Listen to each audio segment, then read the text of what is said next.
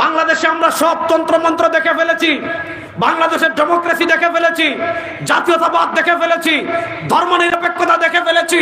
কোন তন্ত্রমন্ত্র চুরি বন্ধ করতে পারে নাই, কোন তন্ত্রমন্ত্র ডাকাতি বন্ধ করতে পারে নাই, কোন তন্ত্রমন্ত্র খুন বন্ধ করতে পারে নাই, কোন তন্ত্রমন্ত্র মানুষের নিরাপত্তা দিতে পারে নাই, কোন তন্ত্রমন্ত্র বিদেশের টাকা পাচার বন্ধ করতে পারে নাই।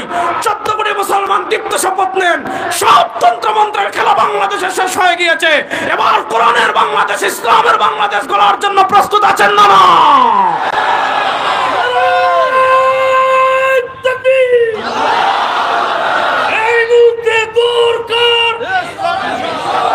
ইসলামী সরকার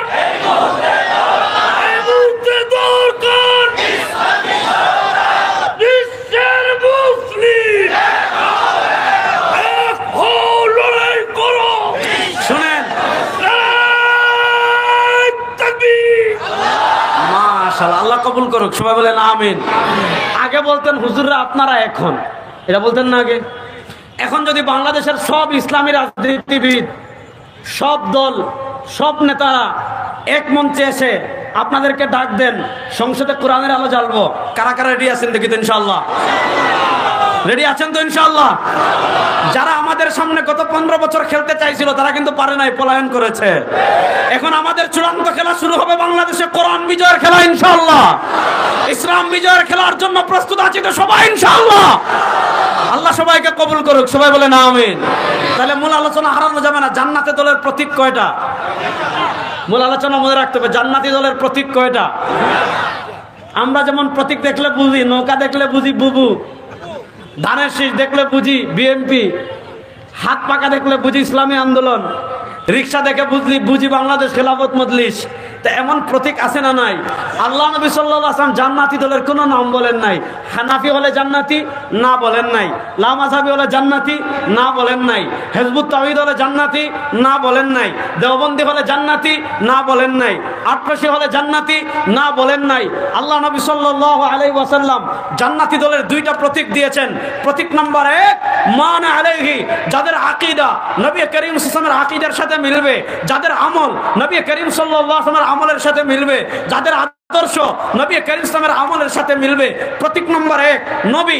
প্রতীক নাম্বার 2 ও আসহাবী, যাদের আকীদা সাহাবায়ে কেরামের আকীদার সাথে মিলবে, যাদের আদর্শ সাহাবায়ে কেরামের আদর্শের সাথে মিলবে, যাদের আমল সাহাবায়ে কেরামের আদর্শের সাথে মিলবে, তারাই হবে জান্নাতি। আপনি হাদিস যদি সাহাবায়ে কেরাম থেকে বেশি বুঝেন, আপনি যদি রাজনীতি নবী এবং সাহাবায়ে কেরাম থেকে বেশি বুঝেন, আপনি যদি ইশকে রাসূল নবী এবং সাহাবায়ে কেরাম থেকে বেশি বুঝেন, এটা জান্নাতের ইসলাম, এটা শয়তানের ইসলাম। তাহলে বলেন জান্নাতি দলের প্রতীক 2টি। বলেন জান্নাতি দলের প্রতীক কয়টি? সবাই হাত তুলে বলেন জান্নাতি দলের প্রতীক কয়টি? বলেন 1 নাম্বার নবী, নবী সাহাবী। বলেন নবী সাহাবী। জান্নাতি দলের প্রতীক কয়টি? কি কি? নবী সাহাবী। আমাদের দেশে যত দ্বন্দ্ব, নামাজ নিয়ে দ্বন্দ্ব, রোজা নিয়ে দ্বন্দ্ব, হজ নিয়ে দ্বন্দ্ব, যাকাত নিয়ে দ্বন্দ্ব, সামনে রমজান আসতেছে, তারাবি নিয়ে দ্বন্দ্ব, ঠিক না বেঠি? এই সব দ্বন্দ্বের মূল কারণ হলো আমরা আগে মূলনীতি ঠিক করতে পারি না। আমি এতটুকু আপনাদেরকে বললাম জান্নাতি দলের মাপকাঠি কয়টি? নবী এবং সাহাবী। এবার আমি আপনাদেরকে একটা উদাহরণ দিই, ভালো করে বুঝেন। ঈমানের পর ইসলাম ধর্মের সবচেয়ে বড় ইবাদতের নাম নামাজ। বলেন ঈমানের পর ইসলাম ধর্মের সবচেয়ে বড় ইবাদতের নাম নামাজ। আপনি যেভাবে মন চায় এভাবে পড়লে হবে না? হবে? নবী করিম সাল্লাল্লাহু আলাইহি ওয়াসাল্লাম নামাজের ক্ষেত্রে নির্দেশনা আমাদেরকে কি দিয়েছেন? সল্লু কামা রাআইতুমুনি উসাল্লি, সল্লু কামা রাআইতুমুনি উসাল্লি। নামাজ পড়ো ওইভাবে যেভাবে পড়তে দেখেছো আমাকে। মনোযোগ। রুকু করো ওইভাবে যেভাবে রুকু করতে দেখেছো আমাকে। সিজদা করো ওইভাবে যেভাবে সিজদা করতে দেখেছো আমাকে। তাসবিহ পড়ো ওইভাবে যেভাবে তাসবিহ পড়তে দেখেছো আমাকে। হাত তুলো ওইভাবে যেভাবে তুলতে দেখেছো আমাকে। হাত বাঁধো ওইভাবে যেভাবে বাঁধতে দেখেছো আমাকে। আমিন বলো ওইভাবে যেভাবে বলতে দেখেছো আমাকে, তারাবি পড়ো ওইভাবে যেভাবে পড়তে দেখেছো আমাকে, ভীতির পড়ো ওইভাবে যেভাবে পড়তে দেখেছো আমাকে। আপনি আপনার বাপের পদ্ধতিতে নামাজ পড়লে হবে না, আপনার দাদার পদ্ধতিতে নামাজ পড়লে হবে না, আপনার শায়েখের পদ্ধতিতে নামাজ পড়লে হবে না। প্রশ্ন হলো আপনি নামাজ পড়বেন কিভাবে? সরওয়ারে দু আলম সাল্লাল্লাহু আলাইহি ওয়াসাল্লাম নিজেই বলছেন, সরওয়ারে দু আলম সাল্লাল্লাহু আলাইহি ওয়াসাল্লাম নিজেই বলছেন, সল্লু কামা রাআইতুমুনি উসাল্লি, নামাজ পড়ো ওইভাবে যেভাবে নামাজ পড়তে দেখেছো আমাকে। এবার বলেন নবীর নামাজ দেখেছেন কারা? ও আসহাবী নবী কেন বললেন বুঝেন, মনোযোগ। আল্লাহু আকবার, নামাজ শুরু, বুঝেন। আল্লাহু আকবার, নামাজ শুরু। হাত এখানে তুলবো নাকি এখানে নিব, নাকি এখানে নিব, নাকি এখানে নিব? উত্তর সহজ, যেখানে নবী করিম সাল্লাল্লাহু আলাইহি ওয়াসাল্লাম নিয়েছেন আমি হাত এখানে নিব। এবার আল্লাহু আকবার, নামাজ শুরু। আল্লাহ নবী সাল্লাল্লাহু আলাইহি ওয়াসাল্লাম হাত এখানে নিয়েছেন নাকি এখানে নিয়েছেন, নাকি এখানে নিয়েছেন? দেখেছেন কারা? সাহাবারা। মুখ খুলে বলেন আল্লাহু আকবার। ধরবো এখানে ধরবো নাকি এখানে ধরবো, নাকি এখানে ধরবো? মনোযোগ। আল্লাহু আকবার, ধরবো এখানে ধরবো নাকি এখানে ধরবো, নাকি এখানে ধরবো? উত্তর সহজ, ও এখানে ধরবো যেখানে ধরেছেন নবী করিম সাল্লাল্লাহু আলাইহি ওয়াসাল্লাম। আবার আপনারা বলেন আল্লাহ নবী আল্লাহু আকবার বলে যখন নামাজ শুরু করেছেন এখানে ধরেছেন নাকি এখানে ধরেছেন, নাকি এখানে ধরেছেন? দেখেছেন কারা? মুখ খুলে বলেন আল্লাহু আকবার। হাত বাঁধবো লাগছে মায়ের বাংলাদেশে। আরে ভাই, হাত বান্ধা এটা কোনো বিষয়ই না। আমাদের দেশে একদল আছে, এরা ইসলাম শুধু পায় রবিউল আউয়ালে, রবিউল আউয়ালের বাইরে আর ইসলাম নাই। আর আরেক দল আছে, তাদের ইসলাম শুধু হাত এখানে বাঁধবেন নাকি এখানে বাঁধবেন ওখানে। তাদের ইসলাম শুধু আমিন জুড়ে বলবেন না আসতে বলবেন সেখানে। তাদের ইসলাম শুধু নামাজের পর মুনাজাত আছে না নাই ওইখানে। তাদের ইসলাম শুধু তারাবি 8 রাকাত না 20 রাকাত ওইখানে। নাস্তিকতাবাদী আন্দোলনে তাদেরকে পাওয়া যায় না, মুরতাদদের বিরুদ্ধে আন্দোলনে তাদেরকে পাওয়া যায় না, দ্বীন প্রতিষ্ঠার আন্দোলনে তাদেরকে পাওয়া যায় না, স্বৈরাচার বিরোধী আন্দোলনে তাদেরকে পাওয়া যায় না, আধিপত্যবাদী ভারতের মোকাবেলায় তাদেরকে পাওয়া যায় না। যে ইসলাম তোমাকে হক কথা বলতে শেখায় না, যে ইসলাম তোমাকে অসত্যের প্রতিবাদ করতে জানায় না, যে ইসলাম নবীর ইজ্জতে তোমাকে রাত পথে দাঁড়ানো শেখায় না, ওই ইসলাম নবীর ইসলাম না, ওই ইসলাম শয়তানের ইসলাম। আপনি একদল আছে ইসলাম খালি পাইছে শুক্রবারে মসজিদে জিলাপি খাওয়া, আর আরেকদল ইসলাম নামাজে হাত এখানে বাঁধবেন না এখানে বাঁধবেন। দূর বেটা, হাতই বাঁধবো না, কি হয়েছে মিতা? ঠিক আছে না? ঠিক আছে। যে এক হুজুর কয় এখানে বাঁধতে, আরেক হুজুর কয় নিচে বাঁধতে। আমি আর যা কোনো হুজুরের সাথেই নাই। হাত নামাজ হবে কি হবে না? আপনি মক্কা মদিনায় গেলে দেখবেন, আমি যখন প্রথম মক্কা মদিনায় গেছি, এমনি তো ফিকহের কিতাবে পড়েছি, ও মা নামাজ আমার পাশে পড়তেছে তারাবির নামাজ। কিরে ভাই, এরা হাত বাঁধে না, কতক্ষণ ধরে দাঁড়াই রয়েছে। মনে মনে কই কিরে, মক্কা মদিনা আইসা এরকম দাঁড়াই রয়েছে, মক্কা আইসা। পরে দেখি রুকুতে যখন গেল, রুকুতে যাওয়ার পর দেখি আমার সাথে রুকু করতেছে, সিজদা করতেছে, দাঁড়াই আর ঠিকই হাত খোলা। তখন আমার ওই ফিকহের মাসালা মনে আসছে। নামাজের পর জিগাইলাম মিনাই না মিন সুমা আলিয়া, তারা নামাজ পড়তেছে, আপনি হাত বাঁধা নাবির নিচের নাকি নাবির উপর নিয়ে মারামারি করতে করতে শেষ, তারা হাতই বাঁধে না। নামাজ হবে কি হবে না? এক হুজুর বলে আমিন জুড়ে বলতে, আরেক হুজুর বলে আমিন আসতে বলতে। আমি আমিনই বললাম না, জুড়েও না আসতেও না। বলা বলিন আমিন জুড়েও না আসতেও না, নামাজ হবে কি হবে না? তাহলে বোঝা গেল এগুলা নিয়ে দ্বন্দ্বের কোনো বিষয়ই না। ইসলামের শত্রুরা চায় আপনি ইসলাম রে আমিন জুড়ে বলে আসতে বলার মধ্যে রাখেন। ইসলামের শত্রুরা চায় আপনি ইসলামকে বুকের উপর হাত বাঁধার, নাভির উপর হাত বাঁধার ভিতর রাখেন। আপনি ইসলামকে নামাজের পর মুনাজাত আছে কিনা এটার মধ্যে রাখেন। আর সংসদ তারা নিবে, সচিবালয় তারা নিবে, অর্থনীতি তারা নিবে, সংসদ তারা নিবে, হাইকোর্ট তারা নিবে, সুপ্রিম কোর্ট তারা নিবে না। ইসলাম শুধু নামাজের পর আমিন জুড়ে, নামাজে আমিন জুড়ে বলার আসতে বলার জন্য আসে নাই। ইসলাম কেন এসেছে?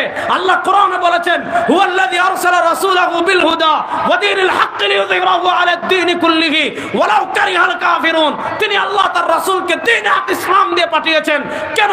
শুধু মসজিদের খিচুড়ি খাওয়ার জন্য না, শুধু জিলাপি খাওয়ার জন্য না, শুধু সিন্নি খাওয়ার জন্য না, শুধু বিরিয়ানি খাওয়ার জন্য না, লিইয়ুযহিরাহু আলা দ্বীনি কুল্লিহি, সব তন্ত্রমন্ত্রের উপর ইসলামকে বিজয় করার জন্য আল্লাহ ইসলামকে দিয়েছেন। সুতরাং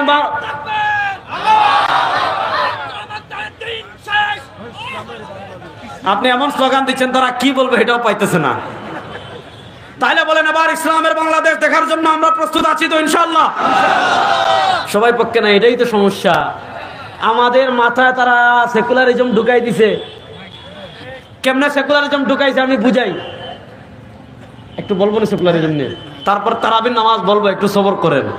আজকে আমি আমার মিতাকে আগেই বলছি, আজকে এলো পাতাড়ি ওয়াজ করবো, যেটা সামনে আসবে এটাই বলবো ইনশাআল্লাহ। বলেন সেকুলারিজম তারা আমাদের মাথায় কেমনে ঢুকিয়েছে বুঝেন। আমাদের ধর্ম আর অন্যান্য ধর্মের পার্থক্যের জায়গাটা আমি বুঝাই আগে। এই আলাপটা কোথায় পাবেন?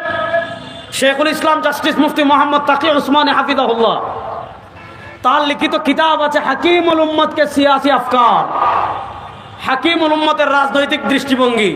সেখানে তিনি আলোচনা করেছেন, মুফাক্কির ইসলাম মৌলানা শহীদ আবুল হাসান নদভী রাহিমাহুল্লাহ আলোচনা করেছেন, আমাদের আরো অনেক আকাবিরগণ আছেন।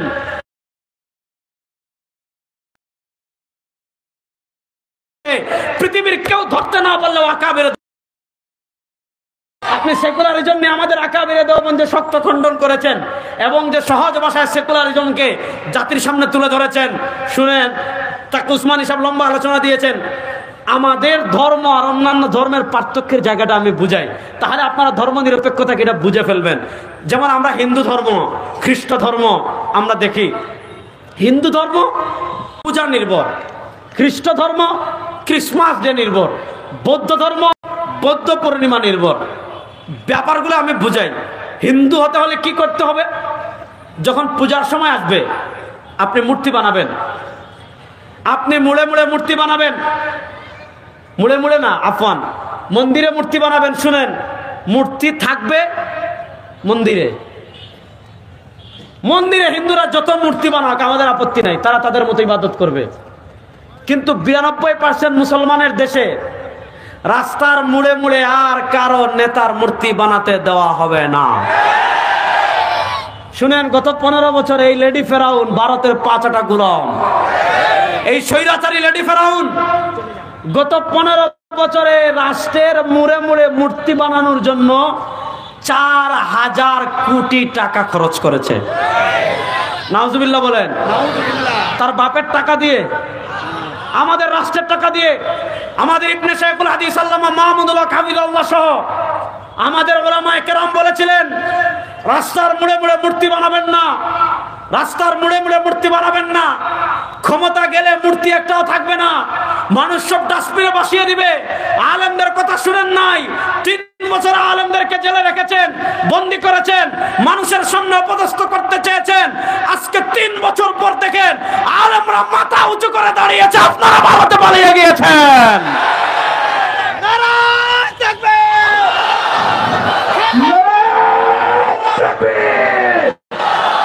নারায়ে তাকবীর, নারায়ে তাকবীর।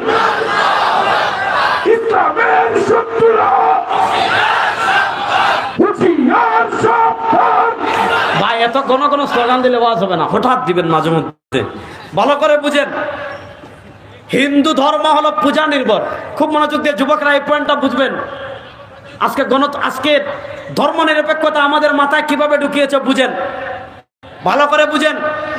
হিন্দু ধর্ম হলো পূজা নির্ভর, অর্থাৎ আপনি যখন পূজার সময় আসবে মূর্তি বানাবেন, মূর্তি বানানোর পর 3-4 দিন নাচ গান করবেন, 3-4 দিন নাচ গান করবেন, প্রসাদ বানাবেন, খাবেন। 3-4 দিন পর মূর্তি ট্রাকে তুলবেন, নাচ গান করে করে করে করে করে করে আপনি মূর্তি নদীতে ফেলে দিবেন। বাস, আপনি হিন্দু। এখন প্রশ্ন হলো, সে হাঁটবে কিভাবে? তার ধর্ম মাথা কামায় না, তুই যেভাবে মন চায় হাঁট। সে খাবে কিভাবে? তার ধর্ম মাথা কামায় না, সে যেভাবে মন চায় খাবে। সে ঘুমাবে কিভাবে? তার ধর্ম মাথা কামায় না, সে যেভাবে মন চায় ঘুমাবে। সে বাথরুমে যাবে কিভাবে, বের হবে কিভাবে? তার ধর্ম মাথা কামায় না, যেভাবে মন চায় যাবে, যেভাবে মন চায় বের হবে। সে ব্যবসা করবে কিভাবে? তার ধর্ম মাথা কামায় না, সে যেভাবে মন চায় ব্যবসা করবে। সে রাজনীতি করবে কেমনে? তার ধর্ম মাথা কামায় না, যেভাবে মন চায় রাজনীতি করবে। সে রাষ্ট্র চালাবে কিভাবে? তার ধর্ম মাথা কামায় না, যেভাবে মন চায় চালাবে। সে সংসদ চালাবে কেমনে?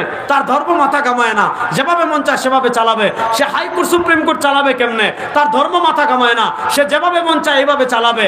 সে তোমার আপনার অর্থনীতি কিভাবে চালাবে, তার ধর্ম মাথা কামায় না, যেভাবে মন চায় সেভাবে চালাবে। সে সংবিধান লিখবে কেমনে, তার ধর্ম মাথা কামায় না, যেভাবে মন চায় চালাবে। তাহলে ধর্ম কোথায়? ধর্ম শুধু মন্দিরে পূজার সময়।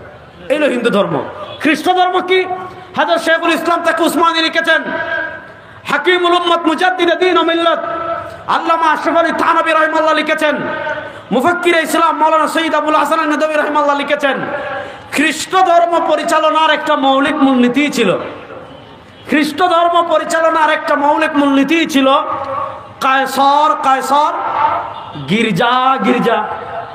মনোযোগ, আমাদের মসজিদ খ্রিস্টানদের গির্জা। মনোযোগ, আমাদের মসজিদ খ্রিস্টানদের গির্জা। তো খ্রিস্টানদের মৌলিক মূলনীতি ছিল কায়সর কায়সর, গির্জা গির্জা। ধর্ম পালন করতে চাচ্ছেন গির্জা, ব্যক্তি জীবনে ধর্ম পালন করতে চাচ্ছেন গির্জা, ফ্যামিলিতে ধর্ম প্র্যাকটিস করতে চাচ্ছেন গির্জা, একান্তে ধর্ম পালন করতে চাচ্ছেন গির্জা। অর্থাৎ ধর্ম গির্জার মধ্যেই থাকবে, কায়সর কায়সর, রাষ্ট্র রাষ্ট্রের মতোই থাকবে। রাষ্ট্রের আইন কি হবে?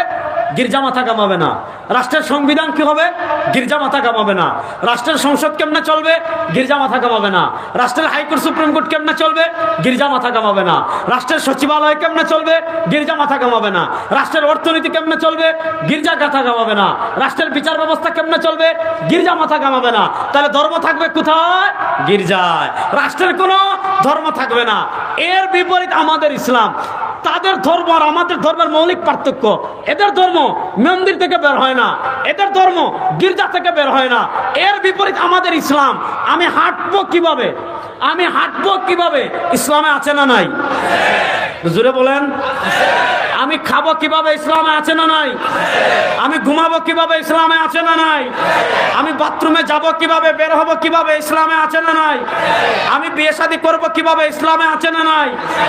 আমি ত্যায্য সম্পত্তি বন্টন করব কিভাবে, ইসলামে আছে না নাই? আমি ব্যবসা করব কিভাবে, ইসলামে আছে না নাই? আমি রাজনীতি করব কিভাবে, এটা ইসলামে নাই। বুঝা বুঝলেন? আমি রাজনীতি করব কিভাবে, ইসলামে আছে না নাই? আমি রাষ্ট্র চালাবো কিভাবে, ইসলামে আছে না নাই? আমি সংসদ চালাবো কিভাবে, ইসলামে আছে না নাই? এখন তারা আমাদের মাথায় ঢুকাই দিছে ধর্মনিরপেক্ষতা। ধর্মনিরপেক্ষতা মানে কি? ওই যে হিন্দুরা বলে ধর্ম থাকবে গির্জায়, হিন্দুরা বলে ধর্ম থাকবে মন্দিরে, খ্রিস্টানরা বলে ধর্ম থাকবে গির্জায়। এবার মুসলমানদেরকে তারা শেখায় ধর্ম নিয়ে আপনি জিলাপি খান, ধর্ম নিয়ে আপনি সিন্নি খান, ধর্ম নিয়ে আপনি মিষ্টি খান, ধর্ম নিয়ে মসজিদের মধ্যেই থাকেন, ধর্ম নিয়ে খানকার মধ্যেই থাকেন, ধর্ম নিয়ে মাদ্রাসার মধ্যেই থাকেন। হ্যাঁ, আমাদের ধর্ম আর তাদের ধর্মের পার্থক্য, আমাদের ধর্মে মাদ্রাসা কেমনে চলবে ওইটাও যেমন আছে, মসজিদ কেমনে চলবে ওইটাও যেমন আছে, গির্জা কেমনে চলবে ওইটাও যেমন আছে, রাষ্ট্র কেমনে চলবে আছে না না? এই তারা শিখাইছে ধর্মনিরপেক্ষতার ভূত। এজন্য দেখবেন আমার রেজাউল করিম সাহেব যখন, জুবাইর ভাই কই নাই এখানে, জুবাইর ভাইরা সহ জুবাইর ভাইরা যখন আসবে যে এখন থেকে রাষ্ট্রের সংসদে কালেমার পতাকা উড়াবো, বলবে হুজুর আপনি তো মসজিদে নামাজ পড়াইবেন, আপনি রাজনীতিতে কেন? বলে কি বলে না? এই কথাটা কেন আসে জানেন? এই কথাটা এখানে আসে কারণ তারা আমাদের মাথায় ঢুকাই দিছে ইসলাম মানে ইমামতি করা, ইসলাম মানে সিন্নি খাওয়া, ইসলাম মানে জিলাপি খাওয়া, ইসলাম মানে ইসালে সব করা। তাহলে প্রশ্ন হলো রাষ্ট্র কাজের, তারা বলে আমাদের সংবিধান কাজের, তারা বলে আমাদের অর্থনীতি কাজের। আমাদের ইসলাম শুধু মসজিদে থাকার জন্য আসে নাই, সব তন্ত্রমন্ত্রের উপর ইসলামকে আপনারা বিজয় করতে প্রস্তুত আছেন তো ইনশাআল্লাহ? আল্লাহ তাআলা দিন বিজয় করার তৌফিক আমাদের সবাইকে দান করেন। তাহলে সেকুলারিজমের নাকপাশ ছিন্ন করার প্রয়োজন বাংলাদেশে আছে না নাই? শুনেন, আজকে আমি একটা চ্যালেঞ্জ দিয়ে দেই। হ্যাঁ ইনশাআল্লাহ, সবর কথাটা ভালো করে বুঝেন। আজকে আমি একটা কথা আপনাদেরকে স্পষ্ট করে বলি, গত 15 বছর আপনারা শুনেছেন ধর্ম নিরপেক্ষতা আমাদের মুক্তিযুদ্ধের চেতনা। শুনেন নাই? আপনারা যদি কথা না বলেন আমি আগাবো কিভাবে? ওয়াজ তো শুরুই করলাম না এখনো, এখন যদি ক্লান্ত হয়ে যান। আপনারা শুনেন নাই যে ধর্ম নিরপেক্ষতা আমাদের মুক্তিযুদ্ধের চেতনা? জীবনেও না। ধর্ম নিরপেক্ষতা কখনো আমাদের মুক্তিযুদ্ধের চেতনা না। আমি আমি বাংলাদেশের সব শাহবাগীদেরকে 1 কোটি টাকার চ্যালেঞ্জ দিব। আমি বাংলাদেশের সব ভারতীয় দালালদের 1 কোটি টাকার চ্যালেঞ্জ পলোগ্রাউন্ড ময়দানে দিয়েছি। পলোগ্রাউন্ড ময়দানে চট্টগ্রামের লক্ষ মুসলমানদের সামনে দিয়ে এসেছি। আমার এই বক্তব্য ব্যাপক প্রচার হয়েছে। আমি বলেছিলাম আমাদের মুক্তিযুদ্ধ শুরু হয়েছে 1971 সালের 26শে মার্চ, ঠিক না ঠিক? আর বিজয় দিবস 16 ডিসেম্বর। শুনেন, মুক্তিযুদ্ধ শুরু হয়েছে 26শে মার্চ, আর 10ই এপ্রিল অর্থাৎ মুক্তিযুদ্ধ শুরুর মাত্র 14 দিন পরে একটা অস্থায়ী সরকার গঠন হয়েছিল। যে অস্থায়ী সরকারের নাম গঠন হয়েছিল চুয়াডাঙ্গার মেহেরপুরে। যে অস্থায়ী সরকারের নাম ছিল মুজিবনগর সরকার। এই মুজিবনগর সরকার 1971-এর 10ই এপ্রিল অর্থাৎ মুক্তিযুদ্ধ শুরুর মাত্র 14 দিন পরে স্বাধীনতার ঘোষণাপত্র পাঠ করেছিল। সেই স্বাধীনতার ঘোষণাপত্র অর্থাৎ মুক্তিযুদ্ধ যখন শুরু হয়েছে, মুক্তিযুদ্ধ শুরুর 14 দিন পরে যখন স্বাধীনতার ঘোষণাপত্র পাঠ করেছে, তখন সেই ঘোষণাপত্রে বলেছে আমরা মুক্তিযুদ্ধ করছি, দেশকে স্বাধীনতার ডাক দিচ্ছি। 3টা চেতনাকে সামনে রেখে, একটা হলো সাম্য, আরেকটা হলো মানবিক মর্যাদা, আরেকটা হলো সামাজিক সুবিচার।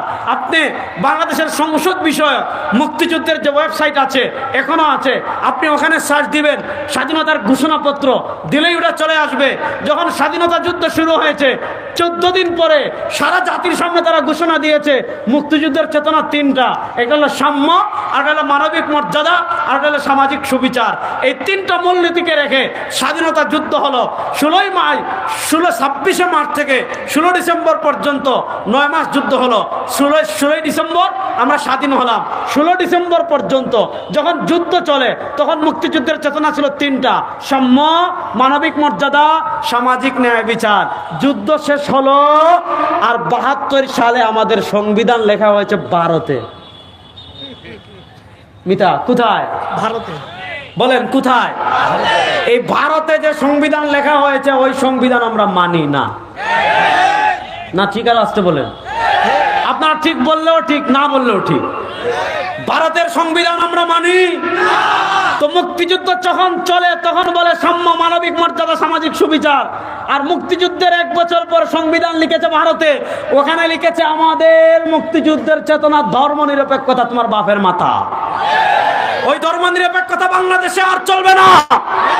ওই ধর্ম নিরপেক্ষতাকে কবর দিয়ে ইসলামকে প্রতিষ্ঠা করার জন্য প্রস্তুত আছেন না? ওই ধর্ম নিরপেক্ষতার মূলে আমাদের মাথা 52 বছরে ঢুকাইছে। এই জন্য আমরা মনে করি ইসলাম শুধু ঘরে।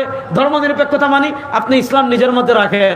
ধর্ম নিরপেক্ষতা মানি আপনি ইসলাম মসজিদে রাখেন। ধর্ম নিরপেক্ষতা মানি আপনি ইসলাম জিলাপির প্যাকেটে রাখেন। ধর্ম নিরপেক্ষতা মানি ইসলাম আপনি সিন্নির ডেকে রাখেন।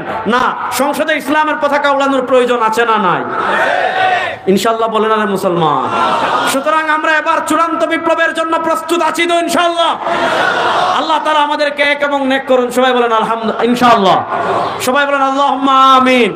তাহলে আসেন আলোচনা গিয়েছে ওইদিকে, যেই জায়গা থেকে গিয়েছিল বলেছিলাম জান্নাতি দলের প্রতীক 2টা, একটা হলো নবী আর একটা হলো সাহাবী। এখন নামাজে আল্লাহর নবী কোথায় হাত বাঁধছেন দেখেছেন কারা? সাহাবারা। আচ্ছা, এখন কেউ যদি বলে না সাহাবা একরাম দেখেননি, আমার অমুক শায়েখ তার থেকে বেশি দেখেছেন, অমুক শায়েখ তার থেকে বেশি দেখেছেন, অমুক শায়েখ তার থেকে বেশি দেখেছেন, তার সাথে তর্ক করবেন না টাকা দিয়ে বলবেন তুমি পাবনা গিয়ে মাথার চিকিৎসা করে আসো? আজকে আমাদের দেশে মনোযোগ দিয়ে বুঝেন, যুবকেরা বুঝেন, আজকে আমাদের দেশে নামাজ নিয়ে এত দ্বন্দ্ব কেন? এই দ্বন্দ্বের মূল কারণ হলো আমরা বলি আল্লাহ নবীর সহি নামাজ জানতে হলে মাধ্যম সাহাবী। বলেন আল্লাহ নবীর সহি নামাজ জানতে হলে মাধ্যম সাহাবী। আরো সহজ করে আমি মাসালাটা বুঝাই তাহলে বুঝবেন। একটা প্রশ্ন করি, উত্তর দিয়ে। এই মুহূর্তে এই গুরে শহীদ মাঠে কেউ যদি কালেমা পড়ে মুসলমান হয়, আজকে এশার নামাজ পড়া তার জন্য ফরজ কি ফরজ না? জুড়ে বলেন, আজকে এশার নামাজ পড়া তার জন্য ফরজ কি ফরজ না? এই মুহূর্তে এখানে যদি কেউ প্রাপ্তবয়স্ক হয়,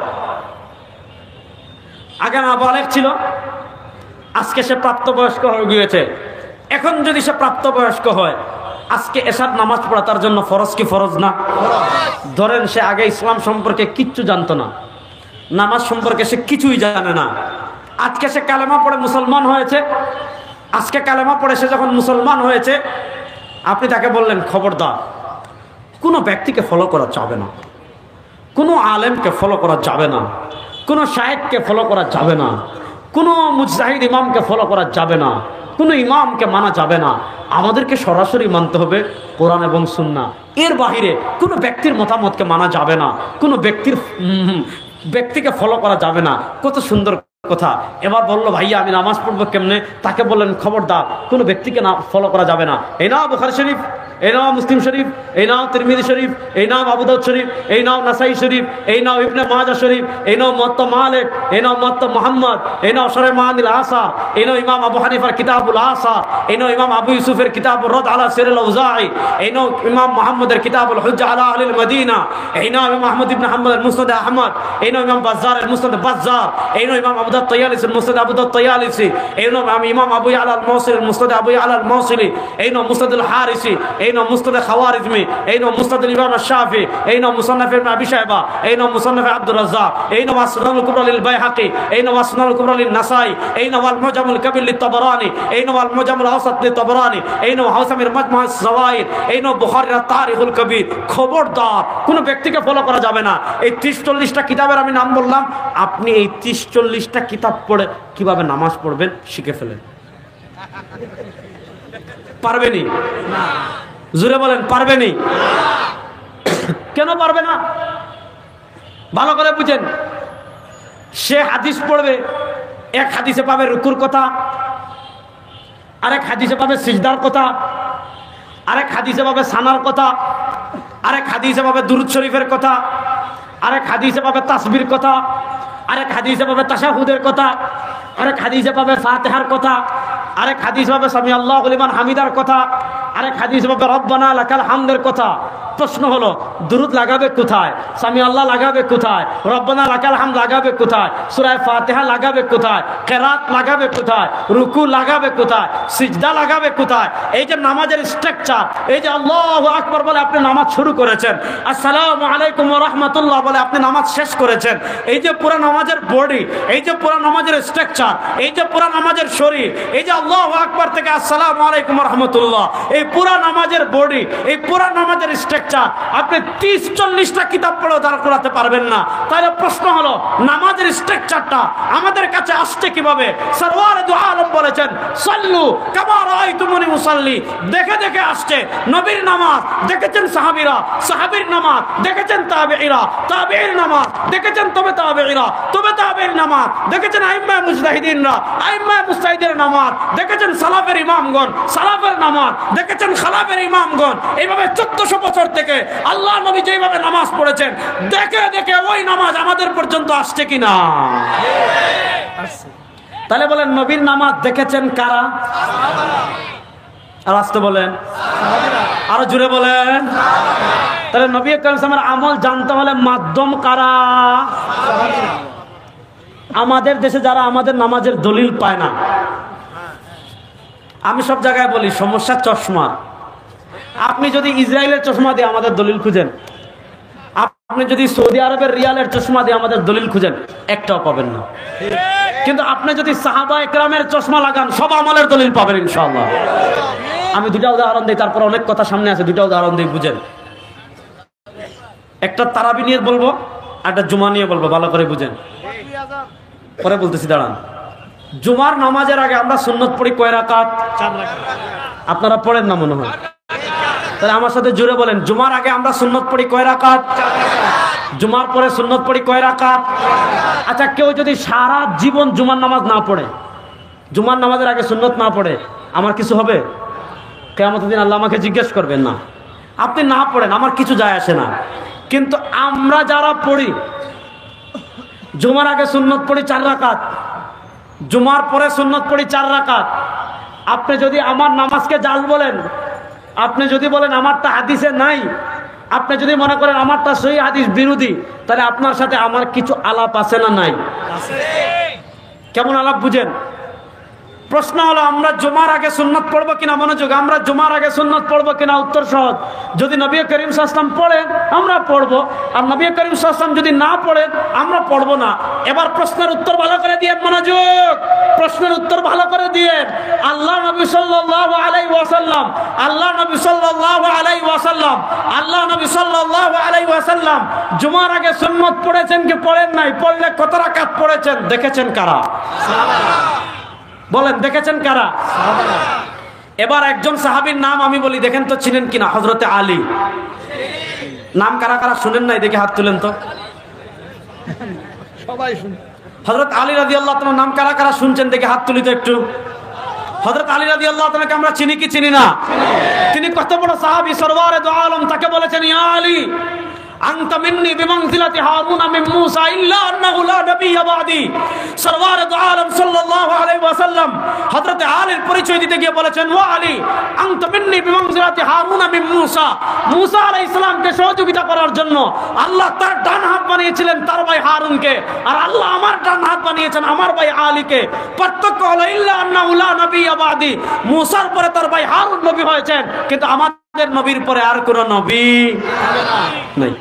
তাহলে যেই আলী এত জালিলুল কদর সাহাবী, আল্লাহর নবীর আপন জামাতা, আল্লাহর নবীর আপন চাচাতো ভাই, বাচ্চাদের মধ্যে সবার আগে তিনি ইসলাম গ্রহণ করেছেন। আচ্ছা আপনারা বলেন তো, আল্লাহ নবী ইসলাম জুমার আগে সুন্নত পড়েছেন কি পড়েন নাই? পড়লে কত রাকাত পড়েছেন? হযরতে আলী জীবনে দেখেন নাই। মিতা কথা তো বলতেছেন আল্লাহ। বলেন, হযরত আলী রাদিয়াল্লাহু তাআলা দেখেছেন কি দেখেন নাই? এবার আপনারা যারা দলিল পান না, আমি একটা কিতাবের নাম বলি, খুলেন। আজকে মৌলিক সমস্যা হলো মূর্খতা। আমাদের দেশে এমন বহু মানুষ আছে দু চারটা বাংলা চটি বই পড়ে শায়েখ, আছে না নাই? কিতাবের নাম হলো কিতাবুল ফাওয়াইদ, লিখেছেন ইমাম আবুল হাসান খিলাই রাহিমাহুল্লাহ। হাদিস এনেছেন হযরত আলী থেকে। এই হাদিস জয়ীফ না, এই হাদিসকে ইমাম ইরাকি তারাহুত তাসরিবে হাসান বলেছেন। এই হাদিসকে ইমাম ইবনুল মুলাক্কিন আল বদরুল মুনির ফি তাখরিজ আহাদিসির রাফিল কবির হাসান বলেছেন। এই হাদিসকে শাইখ মুনাবি হাসান বলেছেন। হযরত আলী রাদিয়াল্লাহু তাআলা বলেন, আমি নিজের চোখে দেখেছি, কানা রাসূলুল্লাহ সাল্লাল্লাহু আলাইহি ওয়াসাল্লাম ইউসাল্লি ক্বাবলা আল জুমআতি আরবাআন ওয়া বা'দাহা আরবাআন ওয়া ইয়াজআলু তাসলিমা ইল্লা ফি আখিরিহিন্না। হযরত আলী রাদিয়াল্লাহু তাআলা বলেন, আমি নিজের চোখে দেখেছি, কানা রাসূলুল্লাহ সাল্লাল্লাহু আলাইহি ওয়াসাল্লাম ইউসাল্লি ক্বাবলা আল জুমআতি আরবাআন ওয়া বা'দাহা আরবাআন। নবী করিম সাল্লাল্লাহু আলাইহি ওয়াসাল্লাম জুমার আগেও সুন্নাত পড়েছেন 4 রাকাত, ওয়া বা'দাহা আরবাআন, জুমার পরেও সুন্নাত পড়েছেন 4 রাকাত, ওয়া ইয়াজআলু তাসলিমা ইল্লা ফি আখিরিহিন্না। আল্লাহ নবী সাল্লাল্লাহু আলাইহি ওয়াসাল্লাম যে 4 রাকাত সুন্নাত পড়েছেন, এক সালামে পড়েছেন। এই হাদিস হাসান।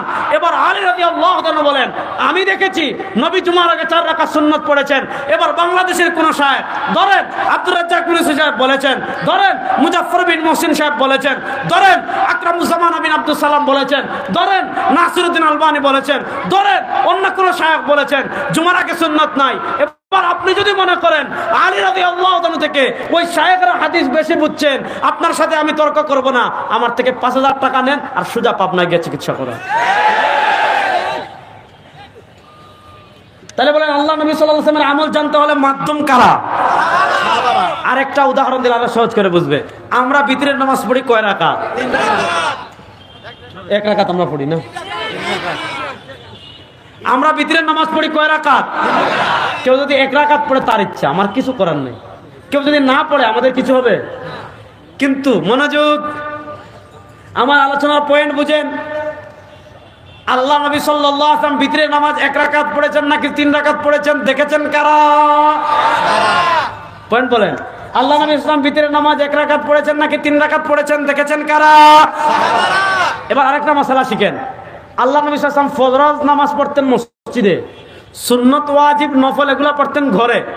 আল্লাহ নবী সাল্লাল্লাহু আলাইহি ওয়াসাল্লাম আমাদেরকে নির্দেশনা দিয়েছেন। কি নির্দেশনা? লা তাজআলু বুয়ুতাকুম কুবুরা, লা তাজআলু বুয়ুতাকুম কুবুরা, লা তাজআলু বুয়ুতাকুম কুবুরা। তোমাদের ঘরকে কবর বানাইও না।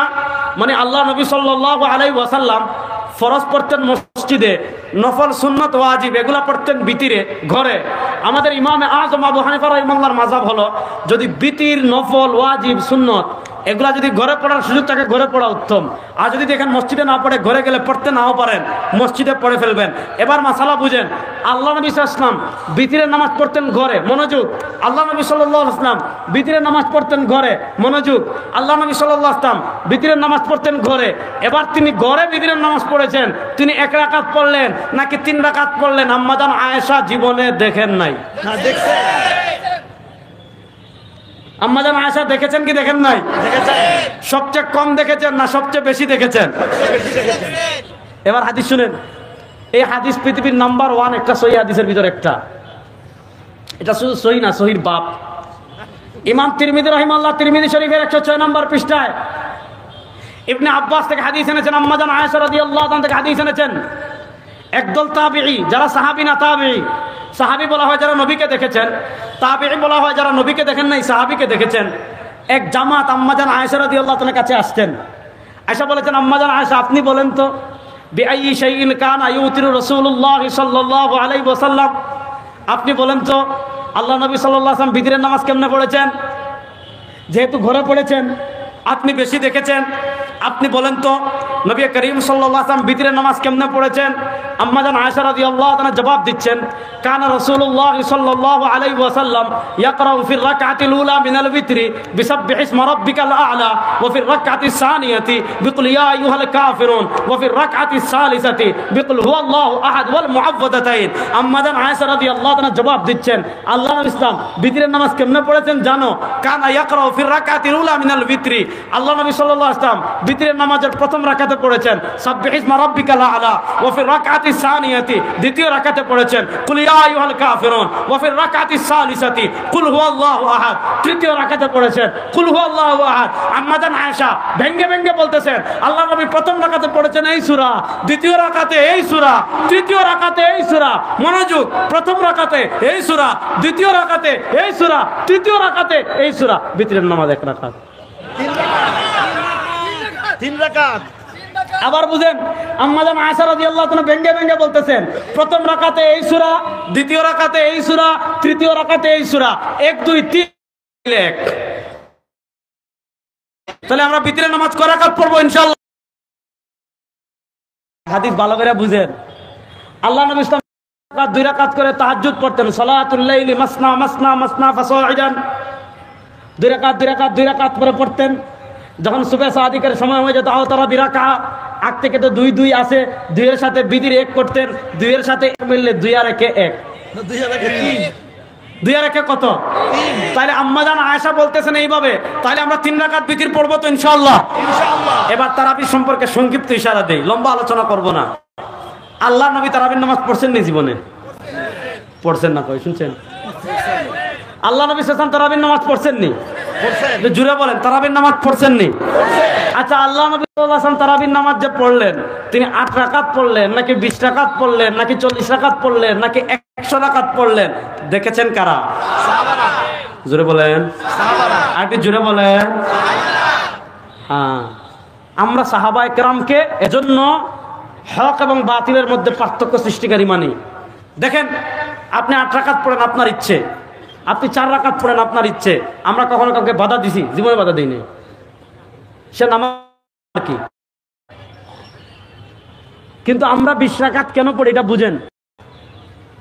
আচ্ছা, আপনাদের কি মনে হয় আল্লাহ নবী ইসলাম তারাবি 8 রাকাত পড়লেন নাকি 20 রাকাত পড়লেন? হযরতে ওমর রাদিয়াল্লাহু তাআলা, আলী রাদিয়াল্লাহু তাআলা, ইবনে মাসউদ রাদিয়াল্লাহু তাআলা, আনাস ইবনে মালিক রাদিয়াল্লাহু তাআলা ওনারা জীবনে দেখেন নাই। তিরমিজি শরীফের 108 নম্বর পৃষ্ঠা, কিতাবুস সাওম, কিতাবুস সাওম, বাবু কিয়ামে রমাদান। ইমাম তিরমিজি মাত্র 279 হিজরিতে ইন্তেকাল করেছেন। ইসলামের প্রথম 250 বছরের আমল ইমাম তিরমিজি বর্ণনা করছেন। ইমাম তিরমিজি হানাফি না। ইমাম তিরমিজি রাহিমাহুল্লাহ তিরমিজি শরীফের কিতাবুস সাওম বাবুন মা জা ফি কিয়ামে রমাদান অধ্যায়ে ইসলামের প্রথম 200-250 বছরের আমল বর্ণনা করেছেন। সাহাবায়ে কেরামের আমল বর্ণনা করতে গিয়ে ইমাম তিরমিজি বলেছেন, ওয়াখতালাফা আহলুল ইলম ফি কিয়ামে রমাদান, فرأى بعضهم أن يصلي 41 ركعة مع الوتر وأكثر الناس على ما روي عن علي وعمر وغيرهما من أصحاب النبي أنهم يصلون 20 ركعة ইমাম তিরমিজি রাহিমাহুল্লাহ বলেন সাহাবায়ে কেরামের ভিতর তারাবি নিয়ে দুইটা মত ছিল। বলেন সাহাবায়ে কেরামের ভিতর তারাবি নিয়ে মত ছিল কয়টা? একটু জোরে বলেন সাহাবায়ে কেরামের ভিতর তারাবি নিয়ে মত ছিল কয়টা? ইমাম তিরমিজি বলেন ওয়াখতালাফা আহলুল ইলমি ফি কিয়াম রমাদান। রমাদানের তারাবি নিয়ে সাহাবায়ে কেরামের ভিতর আহলুল ইলম যারা, তাবেঈদের ভিতর আহলুল ইলম যারা, তবে তাবেঈর ভিতর আহলুল ইলম যারা, ইসলামের প্রথম 250 বছরের আহলুল ইলম যারা, তাদের দুইটা মত। ফারাআ বাযুহুম, মাদ্রাসার ছাত্ররা বলো বাজ অর্থ কি? কিছু বলেন না, বাজ অর্থ কি? কিছু সাহাবায়ে কেরামের মত, কিছু তাবেঈদের মত, কিছু তবে তাবেঈর মত আইয়ুসাল্লি 41 রাকাতাম মা'আল বিত। কিছু সাহাবীর মত, কিছু তাবেঈর মত, কিছু তবে তাবেঈর মত আপনি তারাবি পড়বেন বিতির 41 রাকাত। কয় রাকাত? 41। এই 41 এর ভিতর আপনি বিতির 3 বাদ দেন, তারাবি হলো 38। তো কিছু সাহাবার মতে তারাবি 38। এরপরে খেয়াল করেন ওয়া আকসারুন নাস, অধিকাংশ সাহাবার মত, আকসার মানে অধিকাংশ, ওয়া আকসারুন নাস অধিকাংশ সাহাবার মত, মনোযোগ, ওয়া আকসারুন নাস অধিকাংশ সাহাবার মত কার উপর? আলামা রুইয়া, যে মতটা বর্ণিত হয়েছে আন উমর ইবনুল খাত্তাব রাদিয়াল্লাহু তাআলা থেকে, ও আলী রাদিয়াল্লাহু তাআলা থেকে, শুধু আলী এবং উমর না, ওয়া গায়রিহিমা মিন আসহাবিন নবী সাল্লাল্লাহু আলাইহি ওয়াসাল্লাম, আলী এবং উমর রাদিয়াল্লাহু তাআলা ছাড়াও অধিকাংশ সাহাবায়ে কেরাম থেকে বর্ণিত হয়েছে 20 রাকাতান, তারাবির নামাজ 20 রাকাত। সুবহানাল্লাহ। বলেন তারাবির নামাজ কয় রাকাত? 20 রাকাত। তাহলে সাহাবায়ে কেরামের ভিতর মত পাইলাম কয়টা? দুইটা। কথা কয় না, দুইটা। সাহাবায়ে কেরামের ভিতর মত পাইলাম কয়টা? দুইটা। কিছু সাহাবীর মতে 38 আর অধিকাংশ সাহাবায়ে কেরামের মতে 20। কুল্লু যালিকা ওয়াসিউন ইনদাহুম, 20 ঠিক 38 ঠিক। আপনার 20 পোষাচ্ছে না, 38 পড়েন কেন? দুইটাই সাহাবায়ে কেরাম থেকে প্রমাণিত।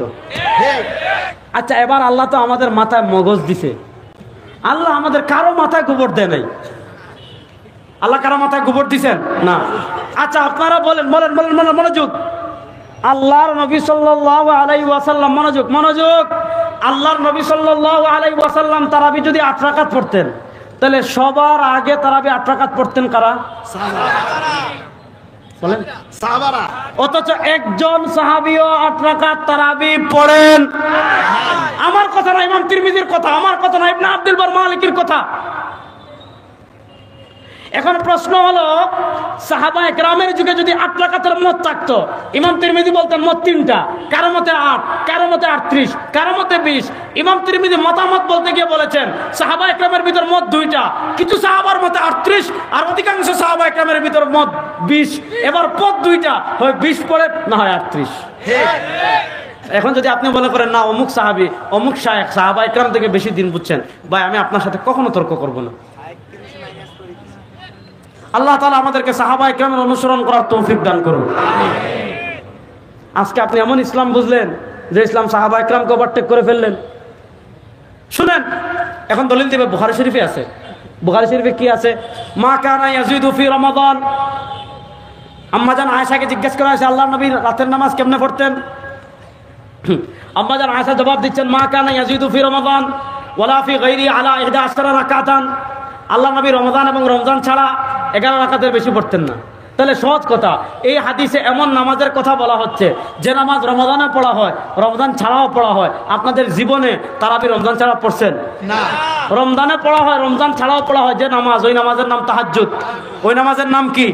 তাহাজ্জুদ। এই হাদিসে 11 রাকাতের, পরের হাদিসে 13 রাকাতের কথা আছে। তাহলে 13 রাকাত বাদ দিলে তারাবি হয় 10 রাকাত, 3 রাকাত দিয়ে বাদ দিলে।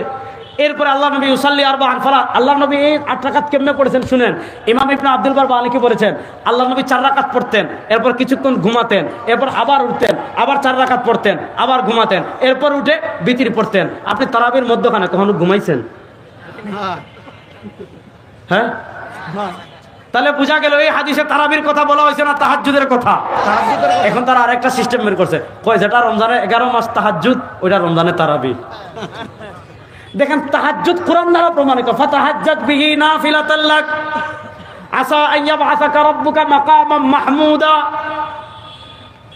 তাহাজ্জুদ কোরআন দ্বারা প্রমাণিত, আর তারাবি প্রমাণিত হাদিস দিয়ে। সানানতু লাকুম কিয়ামা, তাহাজ্জুদ ফরজ নামাজের আগে তাহাজ্জুদ ছিল ফরজ, ঠিক কিনা? তাহলে একটা আসছে হিজরতের আগে, আরেকটা আসছে হিজরতের পরে। একটা প্রমাণ কোরআন দিয়ে, আরেকটা প্রমাণ হাদিস দিয়ে। একটা পড়া হয় রাতের প্রথম ভাগে, আরেকটা পড়া হয় রাতের শেষ ভাগে, দুটা এক না। আল্লাহ তাআলা সাহাবায়ে কেরামের মতো ইসলাম পালন করার তৌফিক আমাদের সবাইকে দান করেন। তাহলে নবীর নামাজ দেখেছেন কারা? আর আসতে বলেন, সাহাবারা। নবীর নামাজ দেখেছেন কারা? জুড়ে বলেন না, নবীর নামাজ দেখেছেন কারা? সাহাবীর নামাজ দেখেছেন কারা? এই একজন মহান তাবিঈ হলেন আমাদের ইমাম আজম আবু হানিফা রাহিমাহুল্লাহ। ইমাম আজম আবু হানিফা রাহিমাহুল্লাহ কত বড় তাবিঈ শুনেন, ইমাম আজম আবু হানিফা কত বড় আলেম শুনেন। এবার বুঝেন, নবীর নামাজ দেখেছেন সাহাবীরা, সাহাবীর নামাজ দেখেছেন তাবিঈরা। ইমাম আজম আবু হানিফা তিনি তাবিঈ, এই কথা বলেছেন ইমাম শামসুদ্দিন সাহাবী সিয়ারু আলামিন নুবালা, এই কথা বলেছেন ইমাম ইবনে হাজার তাহযীবুত তাহযীবে, এই কথা বলেছেন ইমাম ইবনে হাজার হাইদামে আল খায়রাতুল হিসানে, এই কথা বলেছেন ইমাম সুয়ুতি তাবিজুস সাহিফাতে, এই কথা বলেছেন শেখ সালেহ আশ-শামী উকুদুল জুবানে, এই কথা বলেছেন আপনার ইমাম ইবনে আব্দুল বার মালিকি আল ইনতিকা ফি বায়ান ফাদাইল আইম্মাতিস সালাসাতিল ফুকাহা। তোমরা যারা আজকে 2-4 পাতা বাংলা চটি বই পড়ে ইমাম আজম আবু হানিফার সমালোচনা করো, তোমাদেরকে আমরা আমাদের পায়ের তোলা মনে করি না। ইমাম আজম আবু হানিফা কত বড় আলেম। আল্লাহ নবী সাল্লাল্লাহু আলাইহি ওয়াসাল্লামের কাছে একদিন হযরতে সালমান ফারসি বসা, সুবহানাল্লাহ পড়েন। সুবহানাল্লাহ। হাদিসটা বলার আগে সুবহানাল্লাহ পড়েন। আল্লাহ নবী সালমান ফারসির পিঠে হাত রেখে বলেন, লাউ কানাল ইলমু বিসুরাইয়া, ইলম যদি সুরাইয়া তারকায় উঠে যায়, লানা লাহু রাজুলুম মিন আবনায়ে ফারস, আল্লাহ এই সালমান ফারসির বংশে এমন একজন আলেম পাঠাবেন, সুরাইয়া তারকা থেকে ইলম আবার দুনিয়াতে নামিয়ে নিয়ে আসবে। সুবহানাল্লাহ। মুহাদ্দিসিনে কেরাম বলেছেন সালমান ফারসির বংশে ইমাম আজম আবু হানিফা থেকে বড় কোনো আলেম নাই। সুবহানাল্লাহ। আপনি বুঝতেছেন? ইমাম আজম আবু হানিফা তাবি।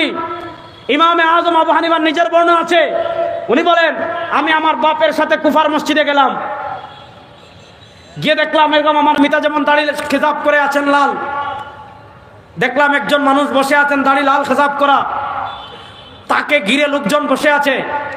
আমি আমার বাবাকে জিজ্ঞাসা করলাম, বাবা উনি কে? আমার বাবা বলেন উনি আল্লাহ নবীর সাহাবী হযরত আনাস ইবনে মালিক। ইমাম আজম আবু হানিফা বলেন রাআইতু মারারা, আমি আল্লাহ নবীর সাহাবী হযরত আনাস ইবনে মালিককে বারবার দেখেছি। ইমাম আজম আবু হানিফা তাবিঈ, তাবিঈর পরেই সাহাবী, সাহাবীর পরেই নবী। ইমাম আজম আবু হানিফা মাত্র এক তবকায় নামাজ শিখেছেন, মাত্র তার আর নবীর ভিতর তবকা মাত্র একটা। ইমাম আজম আবু হানিফা হাদিস বুঝেন নাই, আপনি 1400 বছর পরে বাংলা ছটি বই পড়ে শিখছেন না? ফাইজলামি করার তো একটা লিমিট থাকা দরকার না? শুনেন, শেষ কথা আপনাদেরকে বলে যাই, এই চতুর্মুখী ফিতনার যুগে আল্লাহ নবী সাল্লাল্লাহু আলাইহি ওয়াসাল্লাম আমাদেরকে হকের মাপকাঠি দিয়েছেন। মা আনা আলাইহি ওয়া আসহাবি, যেই পথেই যাইতে চাইবেন, যেই মতেই যাইতে চাইবেন, একটু যাচাই করবেন, একটু বাছাই করবেন যে ওই পথে নবী এবং সাহাবী আছেন কিনা। যদি দেখেন হাদিসের নামে সাহাবীদেরকে ওভারটেক করে ফেলে, যদি দেখেন আশকে রাসূলের নামে সাহাবীদেরকে ওভারটেক করে ফেলে, যদি দেখেন রাজনীতির নামে সাহাবায়ে কেরামকে ওভারটেক করে ফেলে, আল্লাহর জাতের কসম করে বলি, যেখান থেকে আলোচনা শুরু করেছিলাম ওই পথ কখনো জান্নাতের পথ হতে পারে না, ওই পথ শয়তানের পথ।